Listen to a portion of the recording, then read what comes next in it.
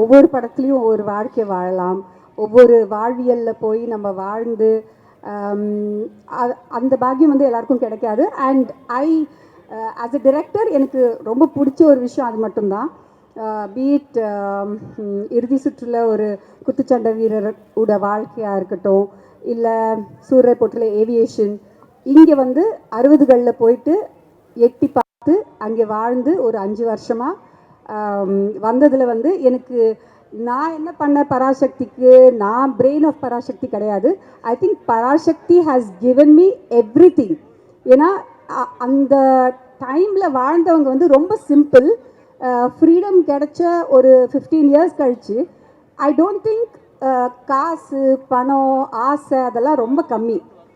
அவங்களுக்குள்ளே இருந்தது வந்து ஒரு ஃபயர், ஒரு பேஷன், ஒரு யங் நேஷன். நம்ம இந்தியா வந்து ரொம்ப young nation and all these people ஃபாட் for every right. அது எனக்கு ரொம்ப பிடிச்சிருந்தது. ஸோ அதை பற்றி பேசணும்னு நினச்சேன். இந்த படத்தில் அதை பற்றி தான் நாங்கள் பேசியிருக்கோம்.